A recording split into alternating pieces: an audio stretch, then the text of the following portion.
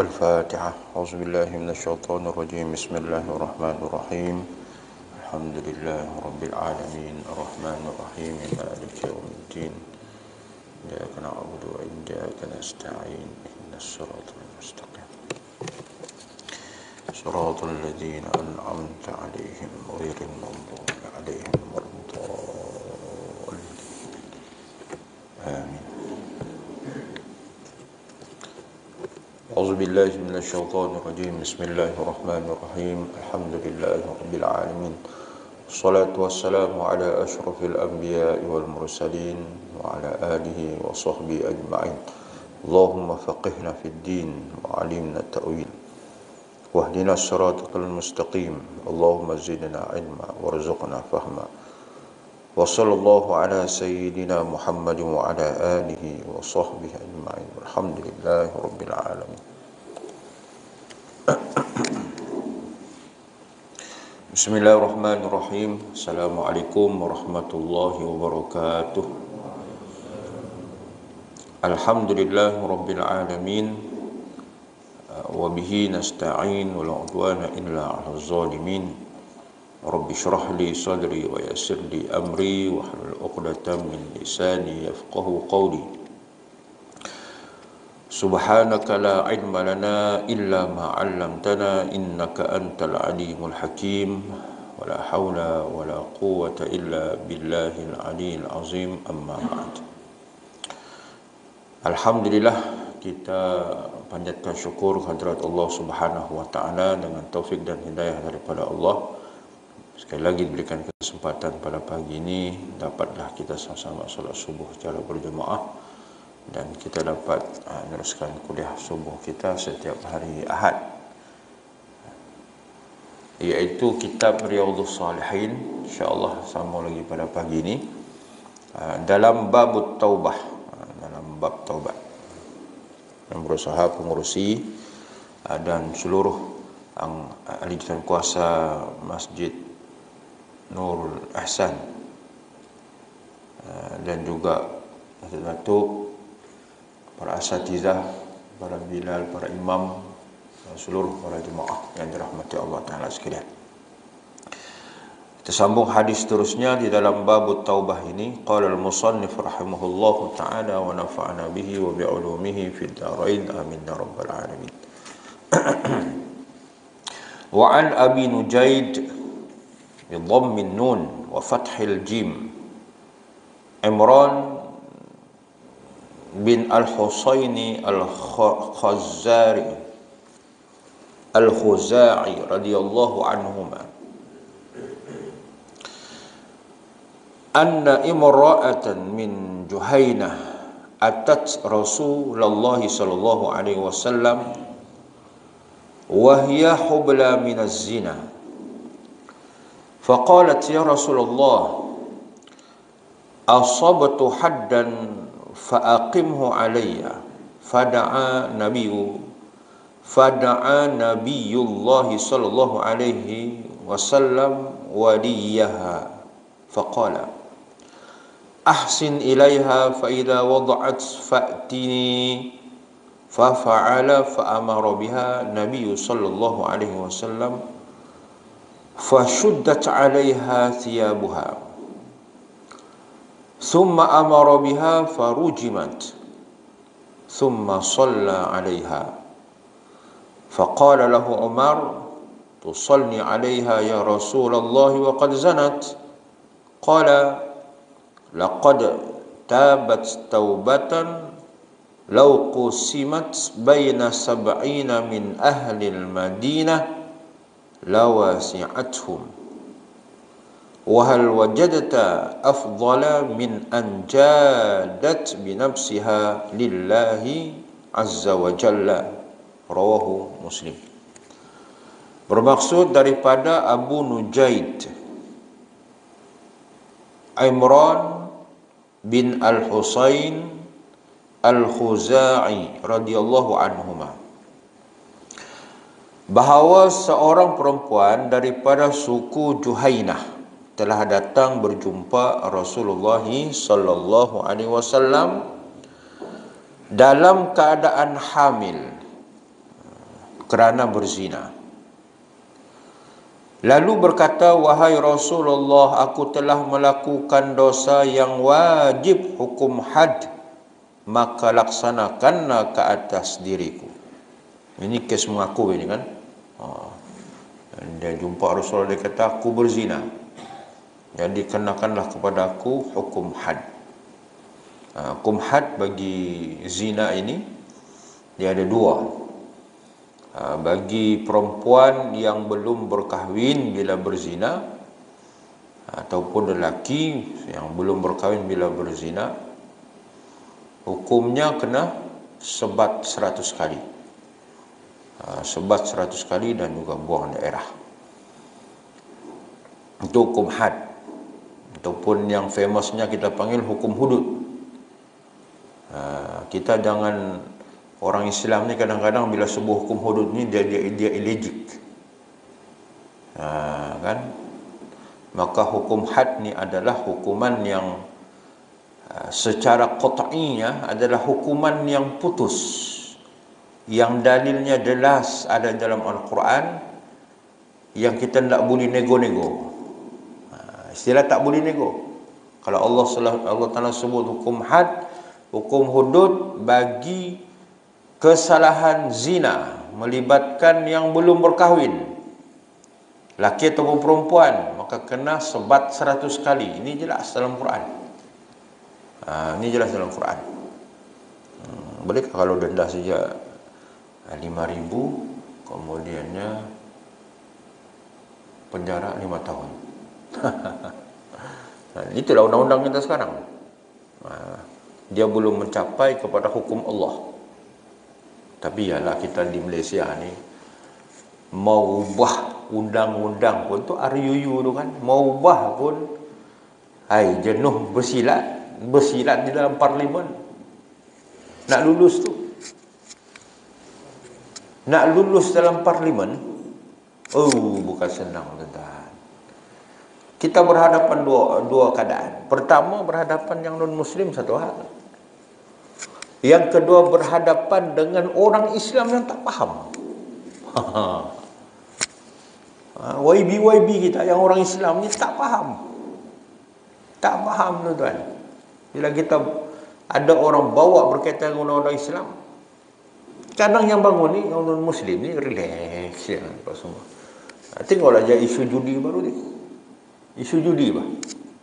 Kita tidak hairan kalau orang Islam, kalau orang bukan Islam yang tentang, kita tak heran. Tapi kalau orang Islam, macam di Kedah kan, telah Menteri Besar dia sebut pada berkaitan dengan judi ni. Di Kedah sudah tidak disambung. Mana-mana yang lesen-lesen judi yang mati ni memang tidak disambung lah, orang bilang. Siapa yang mengulupur? Siapa yang mengulupur, tuan-tuan? Kalau orang bukan Islam yang mengulupur, kita tak heran. Tapi ada juga orang Islam yang mengulupur ni, tak tahu kenapa.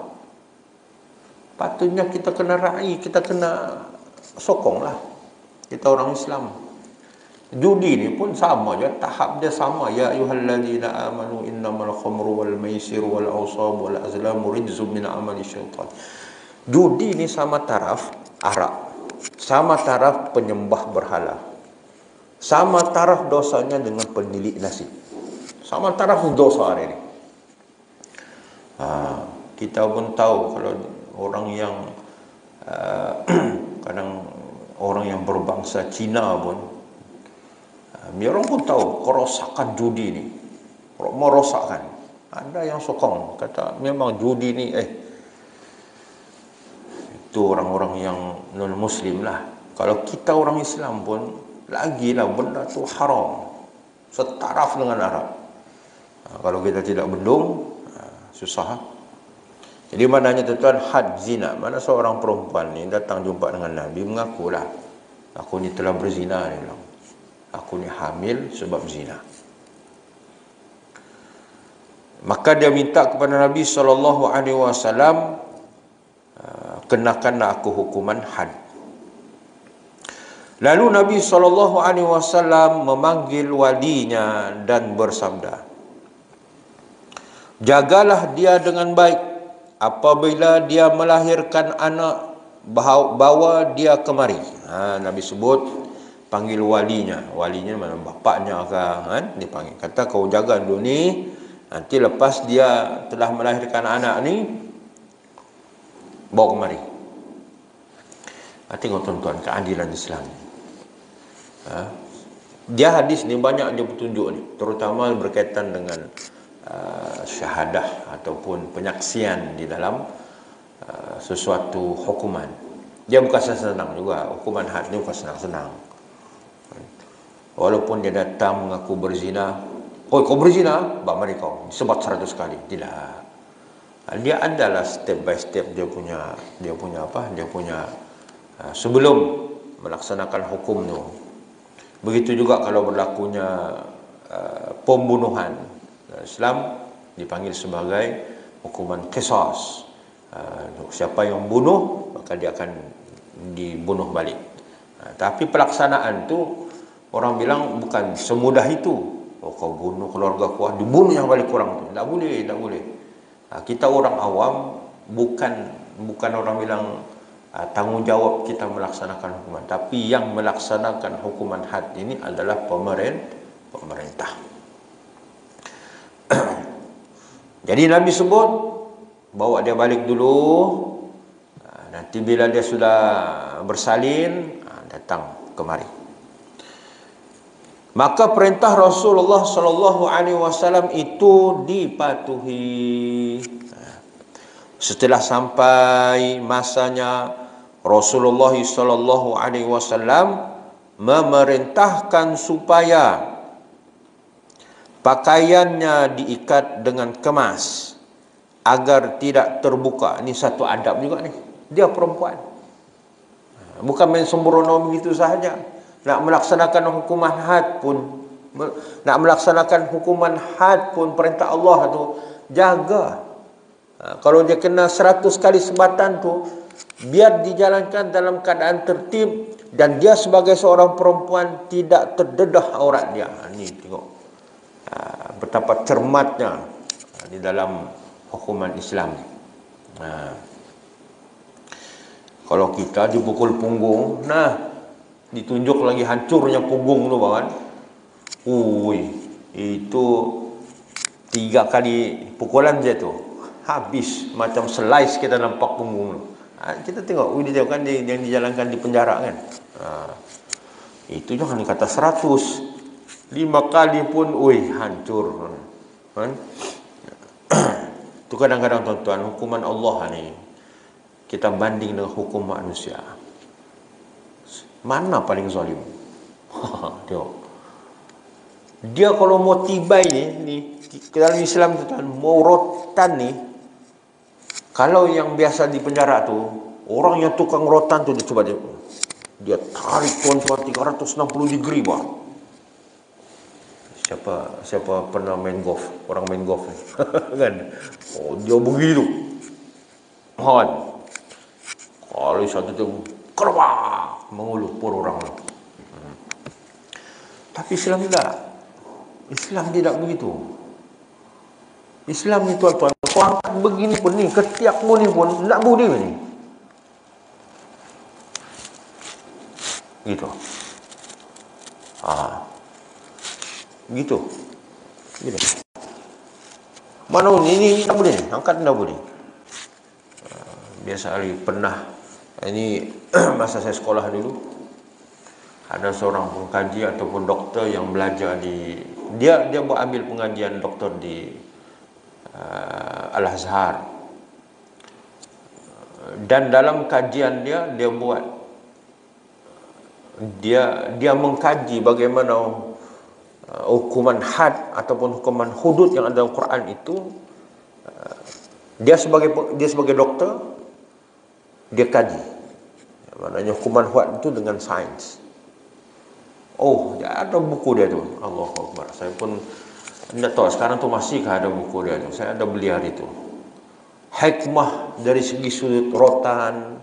Kenapa pukul di belakang? Kalau orang masalah zina ni, kenapa dia dipukul belakang? Belakang itu bukan setempat, di belakang, dari paras Paras bawah ni, paras kita tengkuk bawah ni sampailah punggung ni, atas. Kalau nak pukul 100 kali bukan setempat, tapi semua tu kena. Bila dikaji kan, kenapa Allah perintah begitu? Itu ada sedikitlah saya terbaca dan dia huraikan, dia kata sebut bila berlakunya zina lelaki perempuan ni, dia ada satu virus dalam badan yang memang sudah ada, tapi dengan perbuatan itu dia mengaktifkan yang cukup luar biasa kepada virus itu, yang dan tempat dia aktif ni belakang ni. Di situ dia sangat dia aktif. Bila tempat tu belakang yang dia aktif tu, di situlah Allah perintahkan supaya dipukul dengan jumlah tertentu dan boleh mematikan virus itu. Pertama, hikmah dia, kita selamat daripada penyakit berbahaya. Hari ini penyakit apa kalau melibatkan apa, zina ni? AIDS kan? Sampai sekarang belum ada ubat. Orang yang terkena penyakit AIDS ni, mana ada ubat? Mana ada ubat? Tapi bila ada pengkaji sebut, itu hikmahnya hukum Allah Ta'ala. Cuma dah buat je dah. Nak buat. Bolehkah kalau kita buat sendiri? Ketuk-ketuk dia begitu. Dia kena buat. Dia banyaklah benda.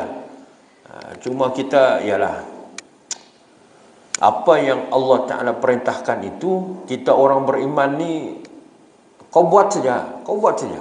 Adalah hikmah Allah Ta'ala bagi tu. Cuma kita tak buat, itu masalahnya. Tak selesai juga. Masalah zina pun sekarang tak selesai.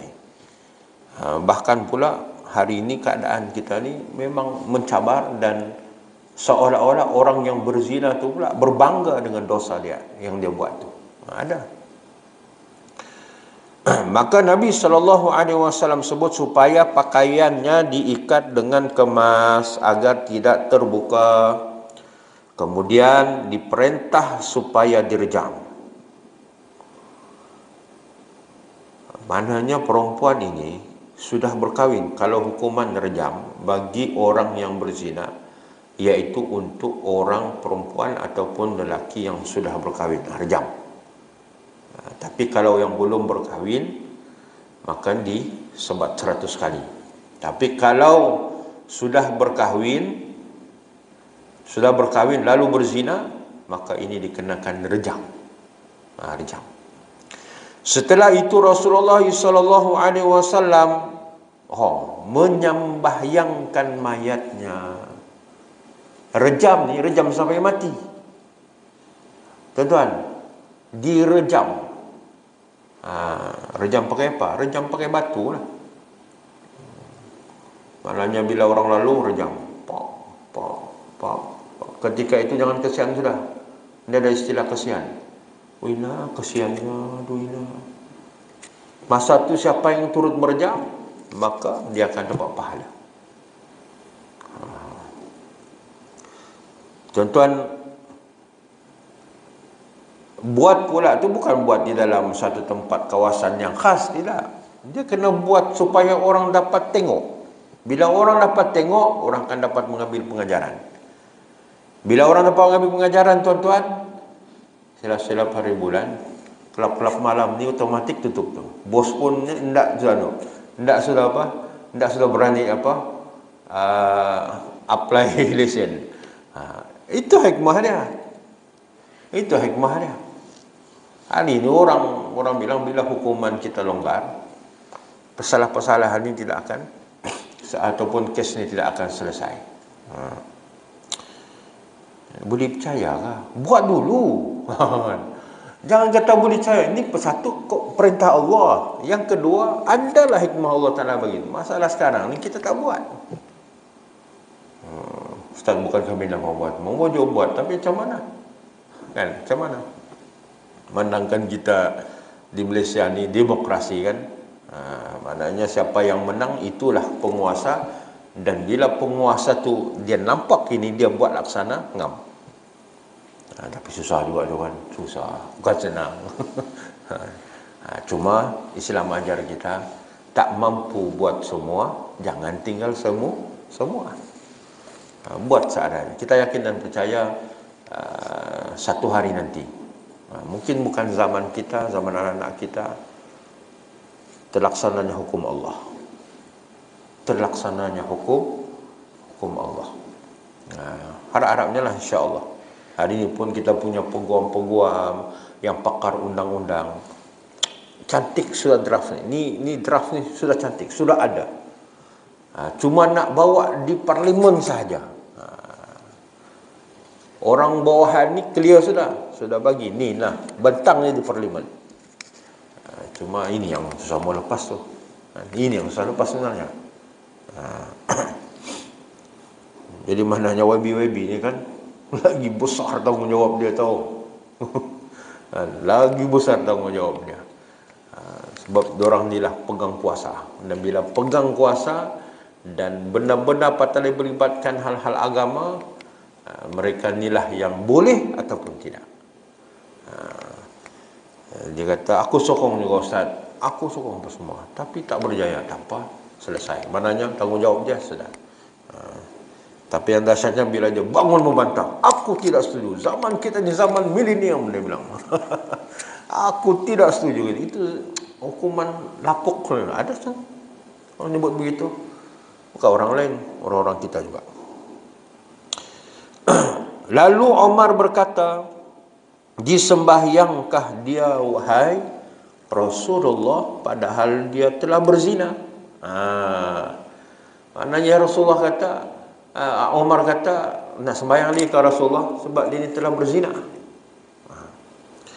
Jawab Rasulullah sallallahu alaihi wasallam, sesungguhnya dia telah bertaubat, yang taubatnya itu jika dibahagikan kepada 70 orang penduduk Madinah pasti mencukupi untuk mereka. Subhanallah. Maknanya satu, bila dia melakukan kesalahan, dia jumpa dengan Nabi SAW untuk dikenakan hukuman had. Maknanya itu pun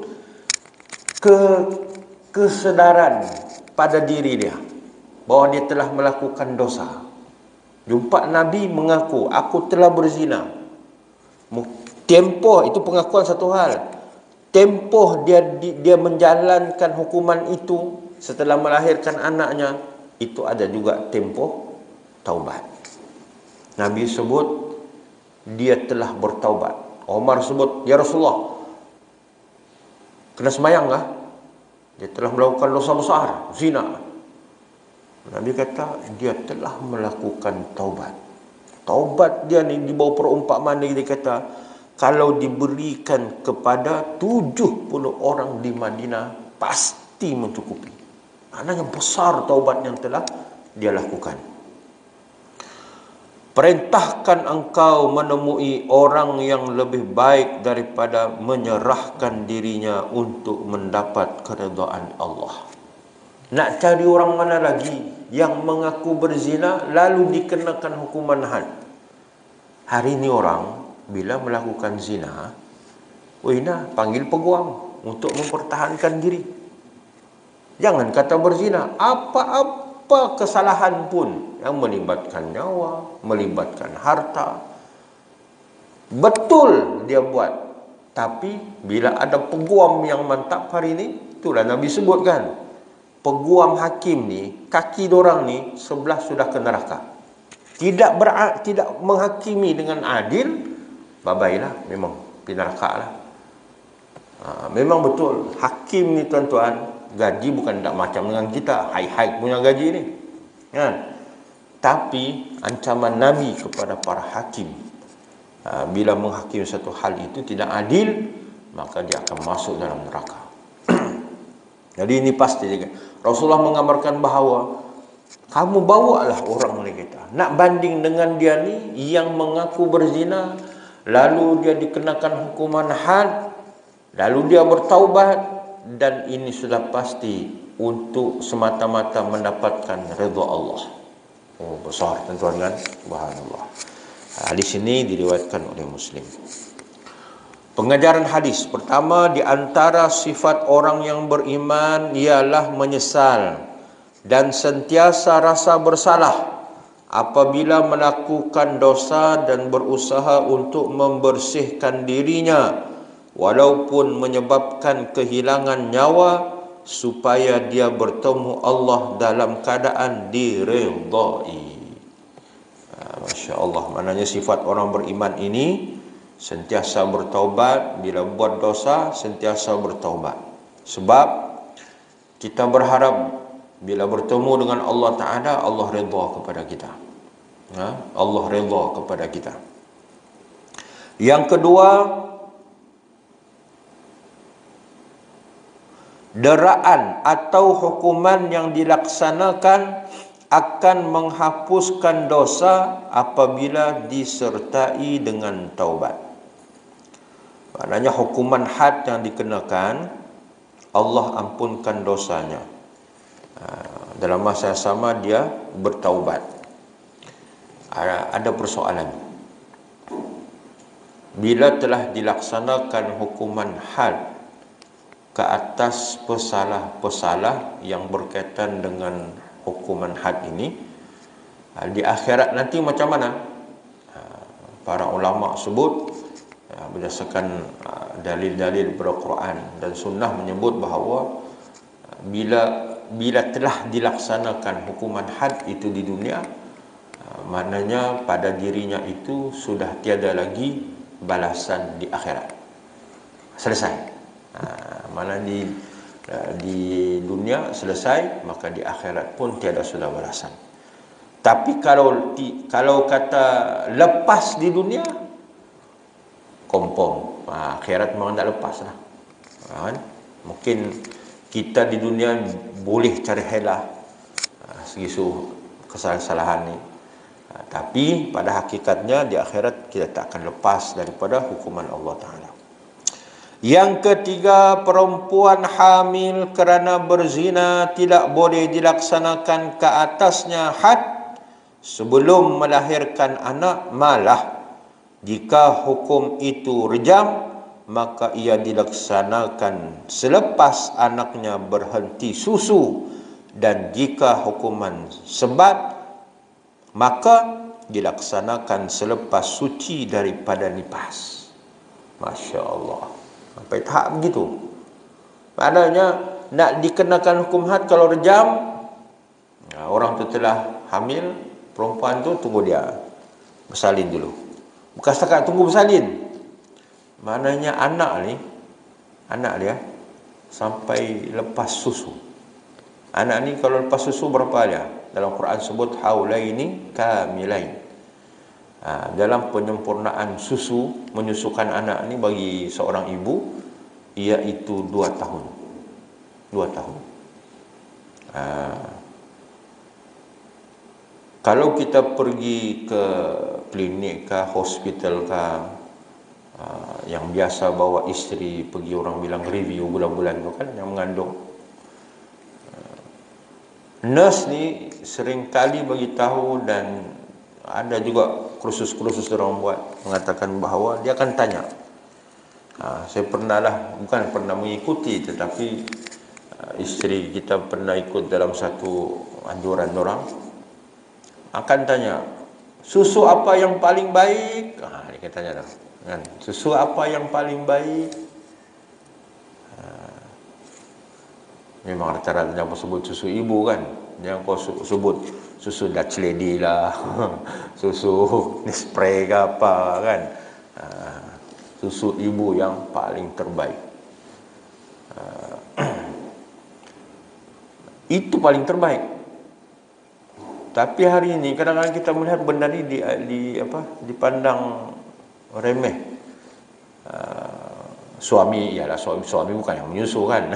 Tapi kurang-kurangnya memberikan dorongan kepada isteri itu supaya dia menyempurnakan susuan itu kepada anak. Limit dia sampai 2 tahun. Gitu. Jadi kita sebagai suami lah kena, sebab adalah hikmah dia tu. Ada setengah tak sampai 2 tahun.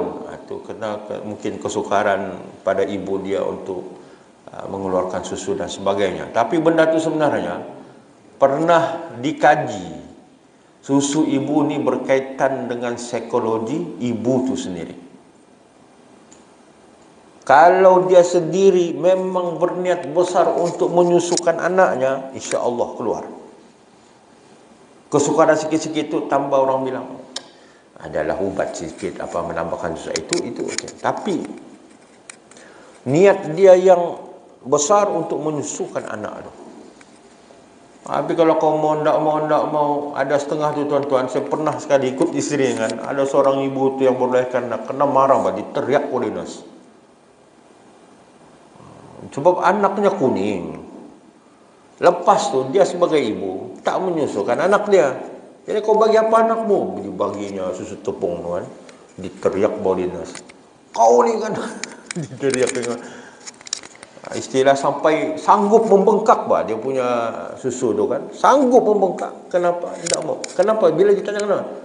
Dia kata takut nak boleh slim balik, dia bilang. Astagfirullah.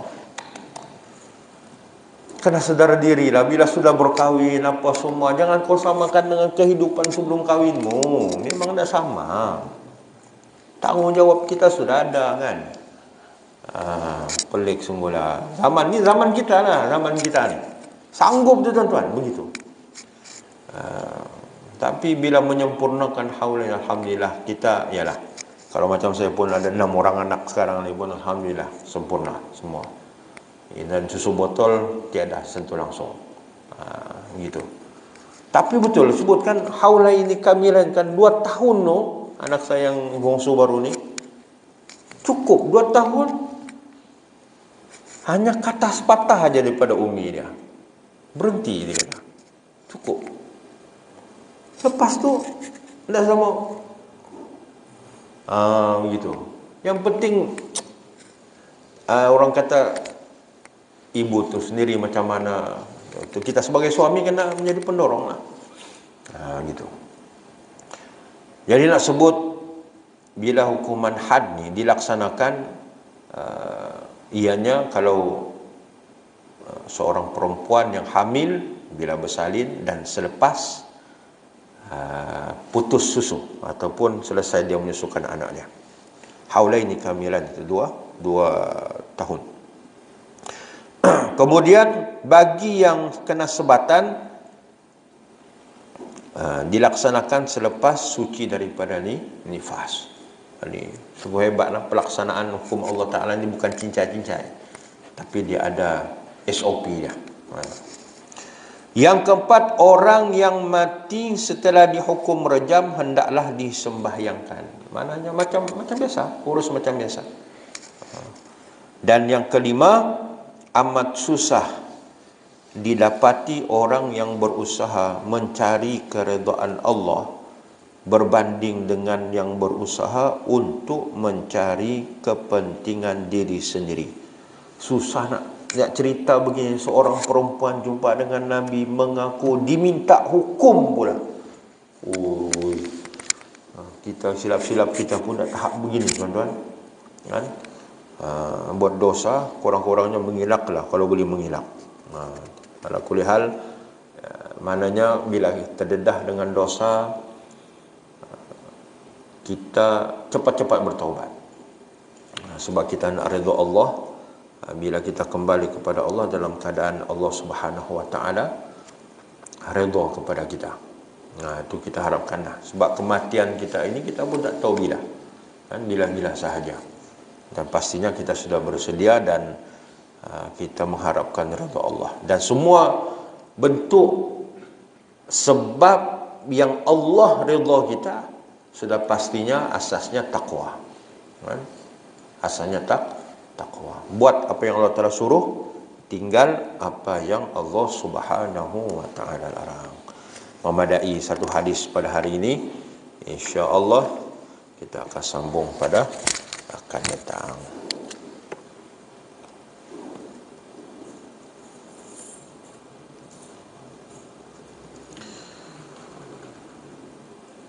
Ada soalan?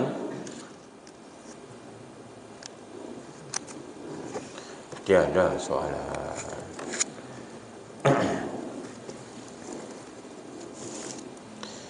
أعوذ بالله من الشيطان الرجيم. بسم الله الرحمن الرحيم. الحمد لله رب العالمين. الصلاة والسلام على أشرف الأنبياء والمرسلين وعلى آله وصحبه أجمعين. اللهم اجعلنا جمعنا هذا جمعا مرحوما وتفرقنا من بعده تفرقا معصوما. وصلى الله على سيدنا محمد وعلى آله وصحبه أجمعين. الحمد لله رب العالمين. Kita tangguhkan dengan bacaan tasbih kafarah surat Al-Asr. Subhanallah wa bihamdihi asyhadu an la ilaha illa anta astaghfiruka wa atubu ilaik. Bismillahirrahmanirrahim. Al-'asri innal insana lafi khusr alladziina aamanu wa 'amilus solihati wattawassaw bil haqqi wattawassaw bis sabr. Assalamualaikum warahmatullahi wabarakatuh.